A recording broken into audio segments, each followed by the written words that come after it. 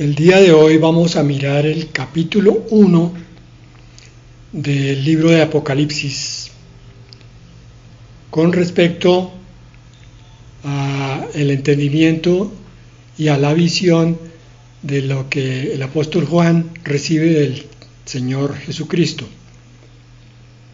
En estos días hay unas tremendas discusiones sobre si el arrebatamiento es al principio o es en la mitad o es al final de la tribulación, y pues las discusiones no me parecen para nada problemáticas, deberían ser provechosas. La cuestión negativa que le veo yo a esto es que muchos de los que creen que el arrebatamiento es en la mitad o al principio atacan a las otras posturas como si fueran errores heréticos. Es decir, el que cree que la tribulación empieza después del arrebatamiento de la iglesia considera herejes las otras posturas, y eso se repite para aquellos que creen que el arrebatamiento se va a producir a la mitad de la tribulación o al final. Yo creo que esas discusiones, en ese sentido así, son estériles. Porque yo voy a leer hoy como inicio un artículo muy interesante. No conozco al escritor, pero lo que dice me parece muy centrado. Y creo que vale la pena que recordemos ciertos aspectos que él nos comenta aquí. Él hace un estudio completo de todas las posturas con respecto al milenio y a la tribulación. Las comenta con equilibrio y con mucha madurez. Igualmente hay en estos días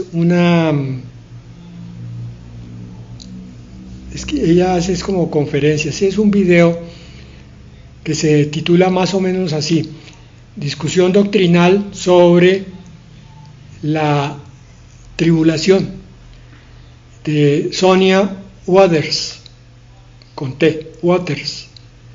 Pronuncia Waters. Se las recomiendo para aquellos que estén interesados en profundizar en este tema. Ella hace un análisis muy profundo. Es una judía, nacida en judía, pero convertida al cristianismo, y por tanto conoce muy bien la escritura y sustenta todas las posturas con la palabra de Dios.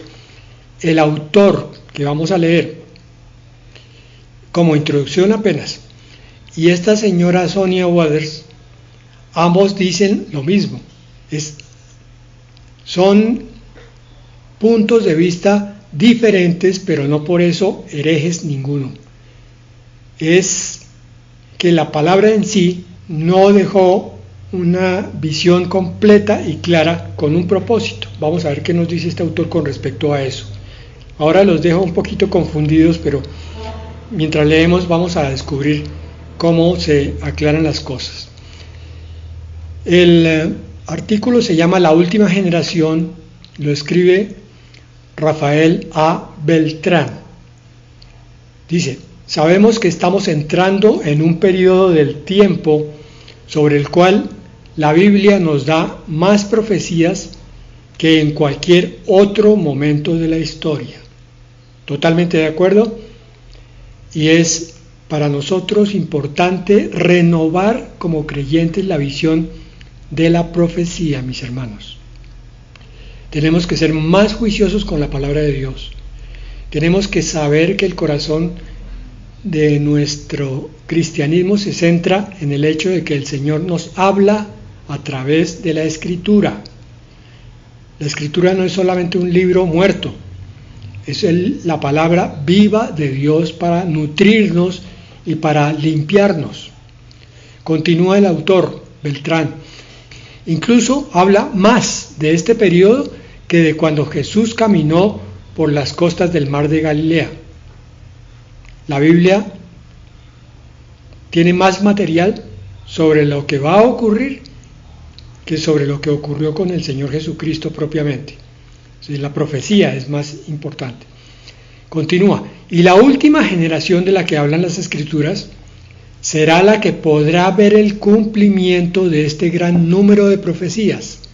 Entre paréntesis, todo apunta a que somos nosotros, ¿no? Y de ser testigos del gran poder del Señor, quien protegerá a los creyentes, tal como lo hizo con los israelitas cuando salieron de Egipto, hasta que veamos con nuestros propios ojos la segunda venida de Cristo. Sí, nosotros vamos a ver la segunda venida. Nosotros creemos que vamos a ver el arrebatamiento y que también vamos a ver esa venida del Señor con sus santas decenas de millares, viniendo en caballo blanco Él para tomar el control de esta tierra. Continúa el autor: por este gran privilegio, quizás en el futuro, los creyentes que vivieron en el pasado y los del futuro les preguntarán a las personas de la última generación, o sea, a nosotros: por favor, descríbeme cómo fue que el Señor te mantuvo persistiendo hasta el final, y cuéntame, ¿qué ocurrió de esta época final? Esto me parece muy bonito.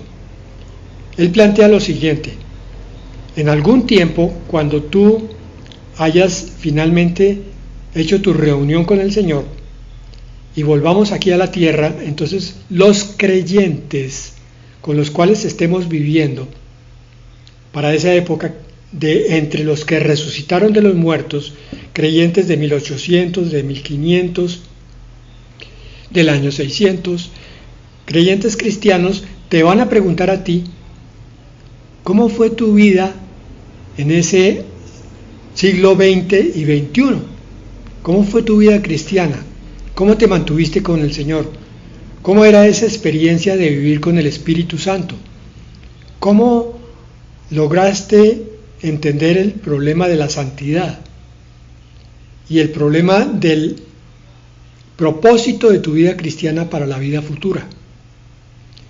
Y cuéntame, ¿qué ocurrió en esa época final, en ese siglo XX y XXI? Habrá muchos interesados en conocerlo de tu boca. Y la generación que viva sobre la tierra, las naciones salvas, espero que recuerdes bien esos pasajes, también te van a preguntar: ¿y por qué nosotros estamos aquí ahora y ustedes vienen con el Señor Jesucristo a reinar? Entonces tú vas a tener que darle cuenta de todo lo que aprendiste durante la iglesia, la duración del periodo de la iglesia que tú viviste, y lo que aprendiste con el Señor allá en el cielo. Cuando vengas aquí a la tierra, entonces vas a dar testimonio de todo lo que fue esa tremenda vida que tú estás viviendo. ¿Por qué es eso? Es una vida sin parangón, mi hermano. Es una vida sin comparación. Lo que tú vives es absolutamente extraordinario. Espero que seas tú de esos que ven el milagro de la vida cristiana en tu propia vida y en la de los demás. Y termina este apartado el autor diciendo: y para que todos estos eventos profetizados no nos tomen desprevenidos, necesitamos llevar al máximo nuestra relación íntima con el Señor. Amén y amén, yo estoy totalmente de acuerdo con él. Quien es el único que nos puede dar sabiduría y entendimiento de su enseñanza para ser victoriosos durante el final de esta era.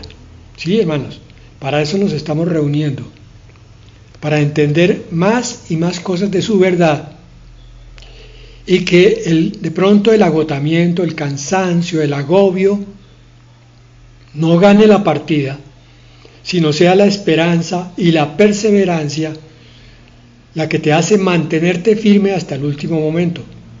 Por eso quizás el Señor no ha hecho de este grupo algo masivo, algo multitudinario, porque Él quiere que los que están aquí cumplan una profecía que nos dio a mi esposa y a mí muy empezado nuestro ministerio: una iglesia pequeña pero pura. Cada santo que se congrega, que busque la pureza en su vida, manteniéndose en persistir en su batalla contra el pecado y en su estadía en el ministerio del Espíritu Santo que lo está santificando. Yo oro al Señor para que cada uno de los que oyen esta palabra sea de aquellos que ha cambiado por obra sobrenatural del Espíritu en su vida. Que la palabra que hemos hablado en este grupo y en sus iglesias, aquellos que se congregan en otras partes, los haya hecho crecer en esa santidad y en esa relación con Dios. Ese es el propósito que tenemos para reunirnos semana tras semana. Apocalipsis 1:3 nos recuerda esto. Bienaventurado el que lee y los que oyen las palabras de la profecía y guardan las cosas que están escritas en ella, porque el tiempo está cerca. Amén y amén, así es. Estamos en los últimos tiempos, nos estamos preparando y por eso nos dejamos bendecir por las palabras de la profecía. Profecía no es solamente lo que habla del futuro, sino es toda palabra que sale de la boca de Dios. El profeta es el que habla la palabra de Dios. Bueno, continúa todavía este autor con otras cosas que son igualmente importantes. Esto es para que entendamos qué es lo que pasa con esos puntos que no están claros, así que por favor pongan toda su atención en lo que nos va a decir este autor. El tratar de acomodar todas estas profecías es comparable a tratar de armar un gran rompecabezas del cual no tenemos idea de cuál va a ser la imagen final que se formará cuando terminemos de armarlo. Totalmente de acuerdo. Eso les pasó a los judíos con respecto a la primera venida del Señor. No supieron interpretarla correctamente porque ese es el problema de la profecía. Uno simplemente la entiende cuando se está cumpliendo. Así que debemos estudiarla con ánimo humilde, recibirla con mansedumbre y no ponernos a discutir unos con otros, sino entender que quizás estamos entendiendo las cosas más o menos bien, o quizás con el tiempo alguien llegue y nos corrija. ¿Perfecto? Nadie sabe nada como debiera, así está escrito en la palabra de Dios. Así que, continúa el autor, como resultado tenemos diferentes teorías o imágenes formadas del rompecabezas al poner estos versículos en diferentes órdenes e interpretaciones. Sí, señor. Y lo peor es, continúa, que hay piezas del rompecabezas que nos sobran, que no encajan bien o que no sabemos dónde van en la profecía. Yo creo que todo estudioso de la palabra se ha enfrentado con este problema que está describiendo tan claramente este autor. Uno entiende un tema, pero de pronto en otra parte de la escritura hay otro versículo que como que lo pone a patinar. Ya nos va a explicar este autor por qué es así. Oigan esto, pero creemos que todo esto fue diseñado por el Señor de esta forma, primero, porque si usted recuerda, todavía estamos dentro de una batalla espiritual y de esta forma sus enemigos, los del Señor, también son confundidos cuando tratan de descifrar el plan de salvación de Dios y la segunda venida de Jesucristo. Maravillosa explicación. Yo siempre lo había tenido en mi corazón, nunca lo había expresado, que si la Biblia parece contradecirse en algunas partes, eso tiene un propósito de parte de Dios, porque Dios es verdad. Y si dos cosas no cuadran del todo bien, pues es por un propósito de Dios. Entonces, ¿quiénes somos nosotros para discutir con la Biblia y decirles que la Biblia tiene errores? ¿Quiénes somos nosotros para discutir con el hermano y decirle, hermano, usted está en un error?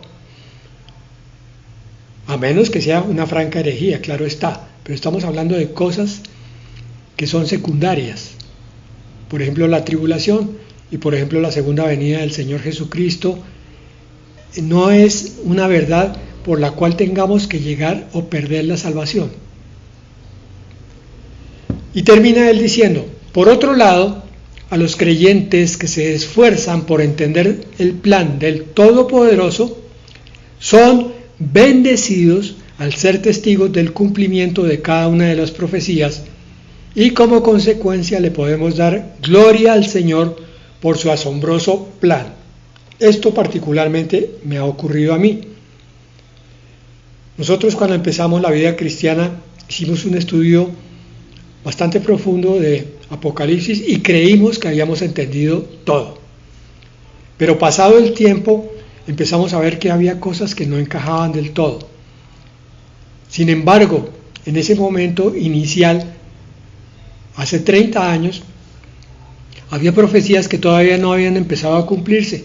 Y durante estos 30 años las hemos visto cumplirse ante nuestros ojos y hemos quedado sorprendidos, con la boca abierta diciendo, oh Señor, qué ignorantes y qué torpes que somos para entender tu plan.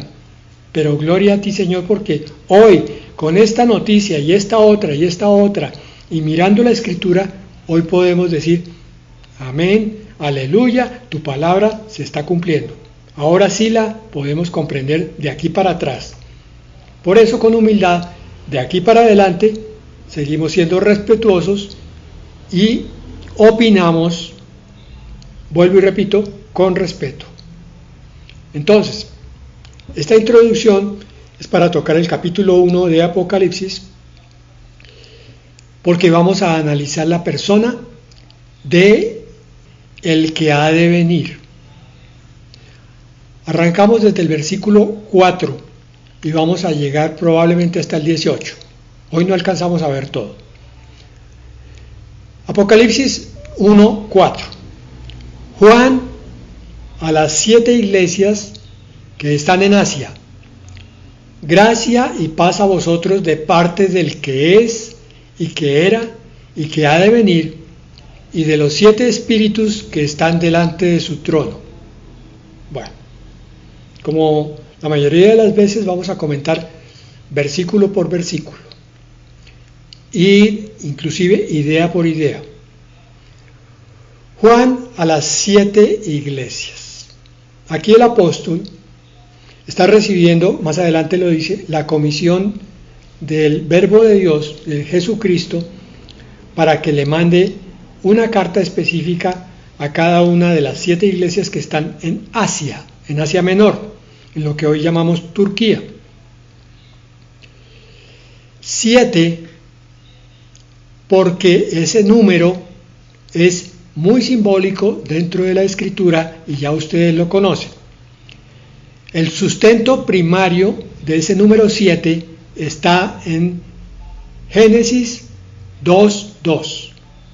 Dice allí, y acabó Dios en el día séptimo la obra que había hecho y reposó en él de todo su trabajo.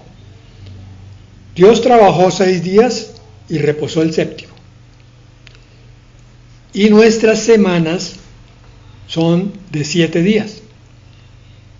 El día de descanso para nosotros es el que marca el intervalo entre 2 periodos de trabajo. Por eso la semana se puede considerar plena en su sentido, en el sentido de trabajo.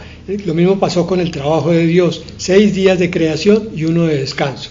El 7 entonces toma la figura de lo que es completo, lo que es acabado, la plenitud de las cosas. 7 iglesias quiere decir que esas cartas están dirigidas a todas las iglesias de todas las épocas y de todos los lugares del mundo. Las 7 iglesias que recibieron estas cartas lo recibieron a título personal. Igual debe hacerlo cada iglesia de esta época. Por eso es bueno volverlas a leer de vez en cuando, no lo vamos a hacer esta vez, pero cada carta nos recuerda un aspecto especial de nuestra relación con Dios. Por eso son 7 iglesias.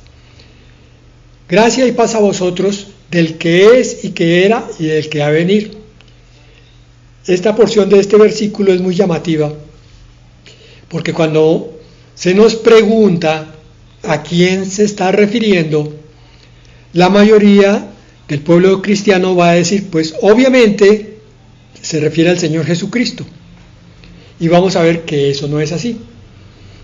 Por eso este versículo es una advertencia para leer con calma la palabra de Dios, mirar el contexto y entender qué es lo que se nos está diciendo. Pero ¿cómo usted va a decir que esto que dice, el que es y que era, bueno, está bien, eso cuadra con Dios el Padre, pero ¿cómo así que ha de venir? Sí, hermanos, primero fijémonos en una cosa, miremos el contexto. Apocalipsis 1:4 nos dice el que es, que era y que ha de venir. Después dice, y de los 7 espíritus que están delante de su trono. Ya vamos a explicar eso. Pero el versículo 5 dice, y de Jesucristo el testigo fiel. O sea, que aquí está nombrada la Trinidad. El primero es el que es, que era y que ha de venir. No entiendo, ya un momento, ya les voy a citar la palabra que nos va a explicar. El segundo es el Espíritu Santo y el que encabeza el versículo 5 es Jesucristo, el testigo fiel. Apocalipsis 21, versículos 2 al 3. Dice, y yo, Juan, vi la santa ciudad, la nueva Jerusalén, descender del cielo de parte de Dios, preparada como una novia adornada para su esposo. Hasta aquí no hay nada nuevo. Está hablando de la santa y la nueva Jerusalén, que desciende del cielo. Versículo 3. Y oí una gran voz del cielo que decía, oigan esto, abran sus ojos, su corazón, contemplad el tabernáculo que Dios ha establecido entre los seres humanos. ¿Quién? Dios. Él vivirá con ellos. ¿En dónde? En la tierra. Y ellos serán su pueblo. Dios mismo estará con ellos como su Dios. Amén. Dios desciende del cielo, Dios el Padre, en el momento en que baja la nueva Jerusalén. Esto es tremendo, porque se nos había pasado a muchos quizás por alto. Pensábamos siempre en la segunda venida del Señor Jesucristo y que Él iba a quedar gobernando aquí en este planeta, pero nunca consideramos que Dios el Padre también ha de venir. Eso nos indica algo tremendo, mis hermanos, y es que el Señor Jesucristo no menosprecia este planeta, para nada. Que lo va a renovar es otra cosa, lo va a hacer nuevo, pero va a valorarlo tanto que va a bajar su trono y va a venir a vivir aquí con nosotros, los tres, el Padre, el Hijo y el Espíritu. Esto es un tremendo misterio, porque nos está dando una visión totalmente nueva de lo que estaba quizás grabado por la religión de la que veníamos con respecto a lo que era el cielo.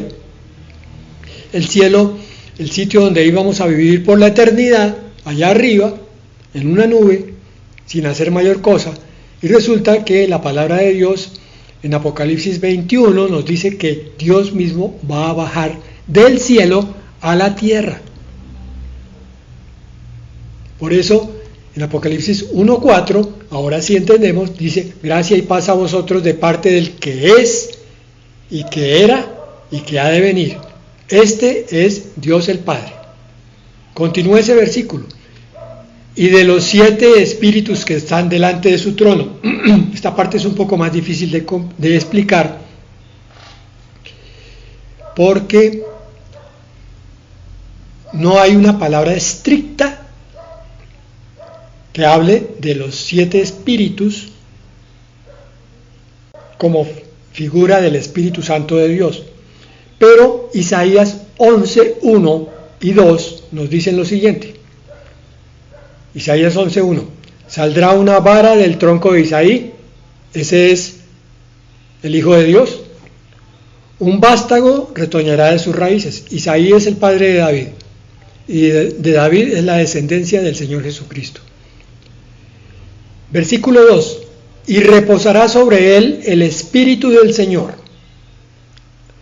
Aquí hay 6 enumeraciones: espíritu de sabiduría y de inteligencia, 2, espíritu de consejo y de poder, 4, espíritu de conocimiento y de temor del Señor, 6. Por eso decía que no hay un versículo que muestre los 7 espíritus, pero sí hay 7 menciones del Espíritu Santo. ¿Dónde? Y reposará sobre él el Espíritu del Señor, 1, espíritu de sabiduría, 2, espíritu de inteligencia, 3, espíritu de consejo, 4, espíritu de poder, 5, espíritu de conocimiento, 6, espíritu del Señor, de temor del Señor, 7. Sería la explicación más aproximada, sin ser totalmente exacta, de qué son los 7 espíritus que están delante de su trono. Lo importante, lo interesante es que veamos que Juan está dando testimonio de que los 3 son uno solo y están juntos. El que es, que era y que ha de venir, Dios el Padre. 7 espíritus delante de su trono. El Espíritu Santo que está delante del trono de Dios en el cielo. Y Jesucristo que reina en el cielo también. Bien, versículo 5. Jesucristo, de eso se trata. Tu vida es Jesucristo. Tu vida empezó con el Creador, Dios Padre y Dios Hijo, y Dios Espíritu Santo. Jesucristo, según Hebreos, es el que sustenta todas las cosas, o sea, te sustenta a ti con el poder de su palabra. Jesucristo es tu creador y tu sustentador. Jesucristo es tu salvador y tu santificador. Claro, el Espíritu Santo también. El Señor Jesucristo mora en tu corazón. Él es la esperanza de gloria que tú tienes. Él es el que por fe habita en tu corazón. De eso se trata. Ese es tu cristianismo. No es simplemente el estudio de unos versículos para ver cómo se explican y después tener una discusión teológica con el primero que se atraviese.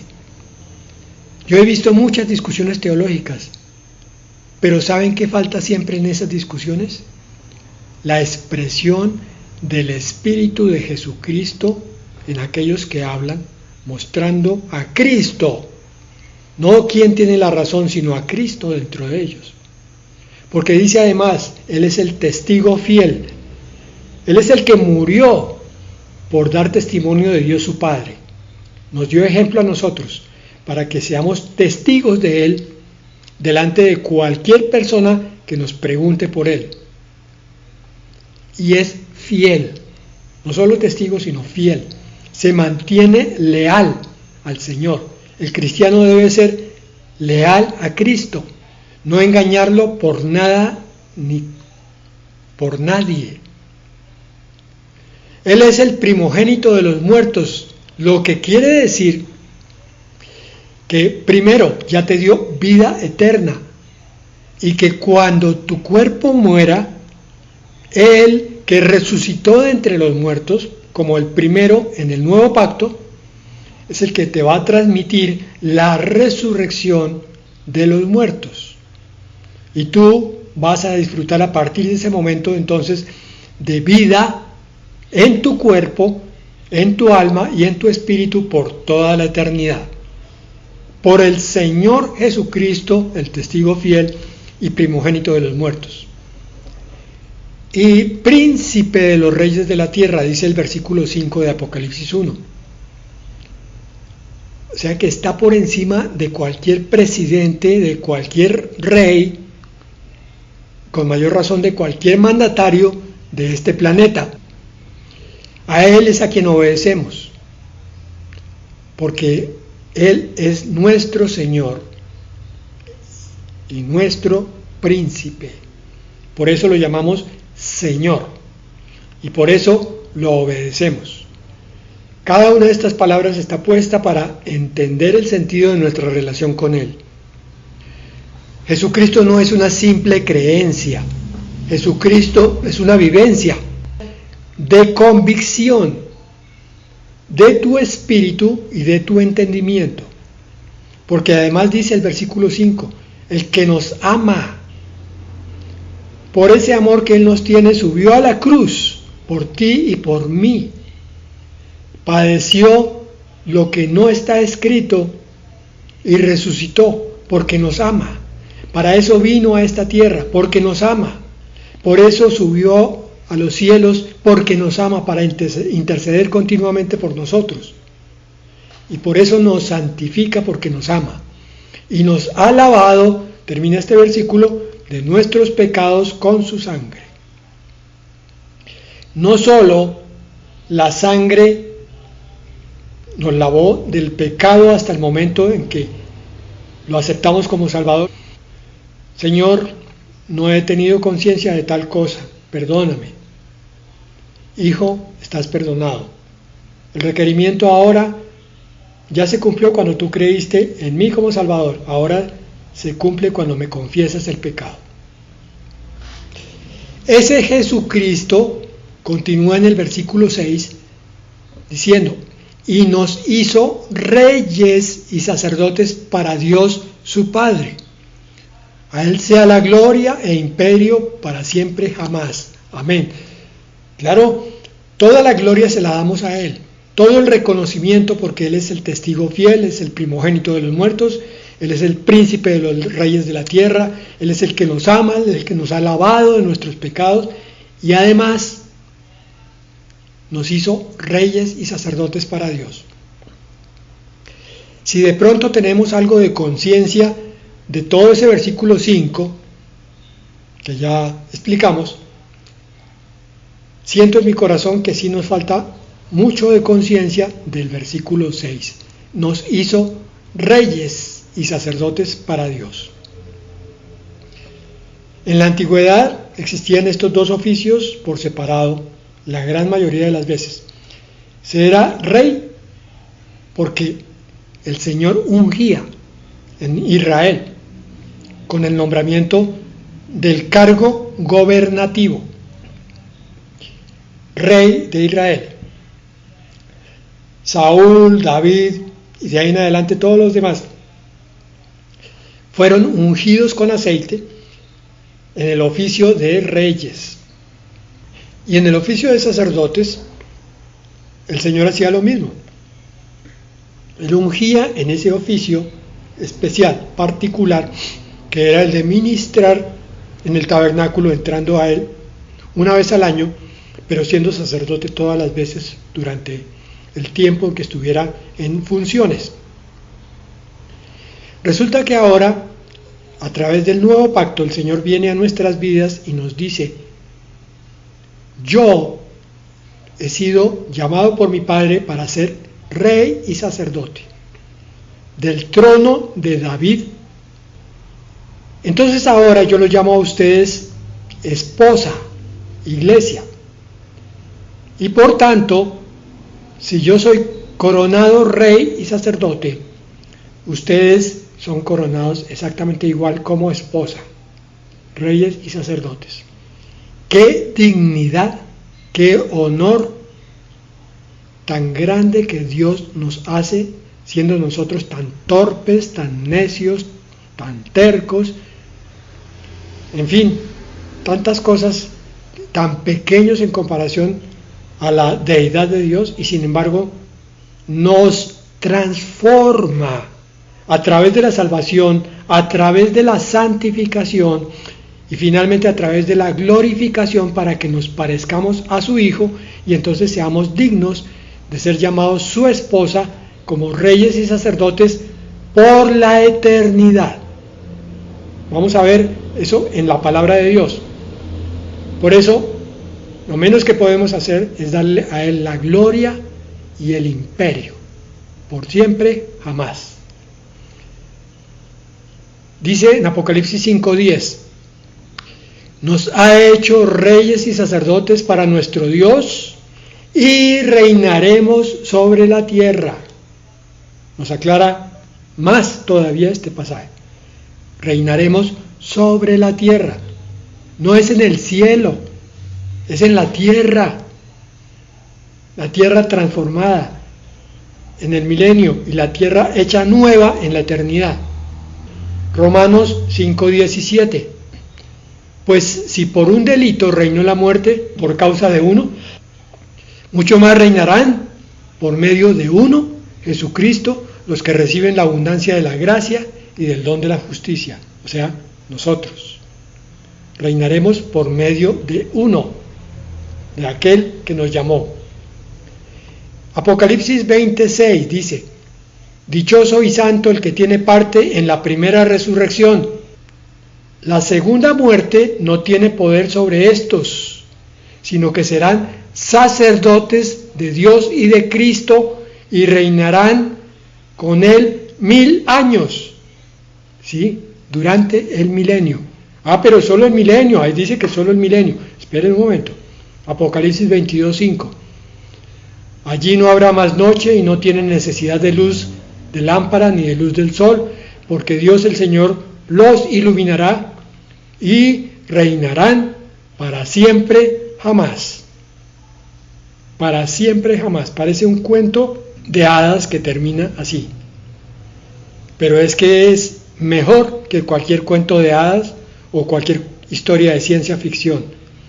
Esto que vemos aquí nos parece absolutamente increíble. Pero mis hermanos, para terminar, todo el plan de Dios es darte a ti todas las herramientas, todos los regalos y todas las bendiciones para que tú crezcas, madures y entiendas, de tal forma que te capacites y te conviertas en instrumento de lo que el Señor quiere hacer en su plan eterno, que es ni más ni menos que reinar con Él para siempre jamás. Unos serán reyes de 10 ciudades, otros de 5, otros de 1. Cada cual recibirá conforme a los dones que hayamos recibido aquí. Ninguno será exigido más allá de lo que pueda hacer, pero cada uno de los que aprovechó las bendiciones que Dios nos dio aquí y los galardones que nos dé allá, estará completamente capacitado, de forma que no hay que temer absolutamente nada para reinar con el Señor en el futuro. Espero que en este momento en tu mente y en tu corazón se esté haciendo una visión de lo que va a hacer durante toda la eternidad: dirigir, orientar y ministrar como rey, o sea, enseñando la ley del Señor, pero como sacerdote acercando a Dios el Padre. La doble función de la esposa de Cristo. ¡Qué tremendo honor! Debemos sentirnos completamente humildes delante de nuestro Señor con estos regalos tan grandes que Él nos da, entendiendo el sentido de toda nuestra vida cristiana y por tanto cambiando entonces, a través de la nueva visión que tenemos de la vida cristiana, cambiando las cosas que hay que cambiar, orientados hacia esa grandeza que nos espera en el futuro. Por eso, Señor, te damos toda la gloria y las gracias en el nombre de Jesús. Amén y amén.